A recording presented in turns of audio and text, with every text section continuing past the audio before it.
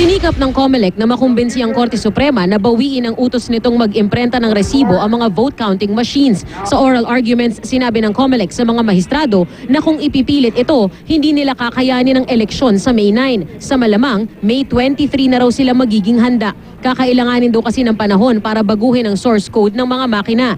Idinemo ni na COMELEC Chairman Andres Bautista sa mga maestrado ang proseso. Maayos namang nakapag-imprenta ng resibo ang mga makina, pero ang resibong na imprenta, simple lang, walang security feature. Hindi makikita ang lugar at kung saang presinto bumoto, oras ng pagboto at ang numero ng ginamit na balota. Ayon sa COMELEC, para magkaroon ng security features, kailangang rebisahin ang source code.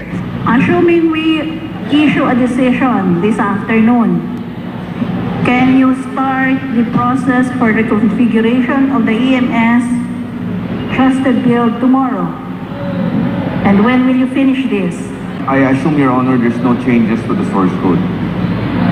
We just do a reconfiguration. We need to regenerate all the files again. Maybe we need 7 days to do all that.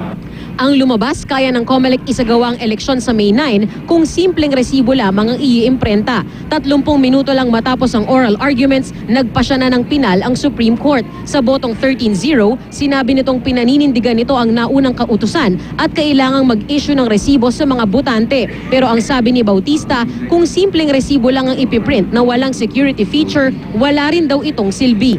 Pagka walang security features yung receipt, hindi mo pwedeng gamitin yan para sa random manual audit. Kasi yung resibo na gagawin sa Cebu ay pareho lang sa resibo na gagawin sa Pangasinan. No? Walang mga identifying features like precinct, sa presinto, ano yung hash code. Ang problema pa ayon sa COMELEC dahil sa pag-iimprenta ng resibo, tatagal daw ng mahigit 20 oras ang butuhan kumpara sa itinakda nila ngayong 10 oras lamang. Sa halip na matapos ng alas 5 ng hapon, baka abutin daw ito ng alas 3 ng madaling araw kinabukasan. Sa oral argument, sinabi ng Smartmatic ang supplier ng mga makina, kakayanin naman daw ng mga vote counting machines ang mas mahabang voting hours. Kung wala o mawala ng kuryente, meron daw itong external battery na hanggang 14 hours. Kung maubos na ang battery, pwede raw ituloy ang botohan. Pero ang Board of Election Inspector, bibit-bitin ang mga balota, ililipat sa lugar na may kuryente. Lia Manyalak del Castillo, GMA News.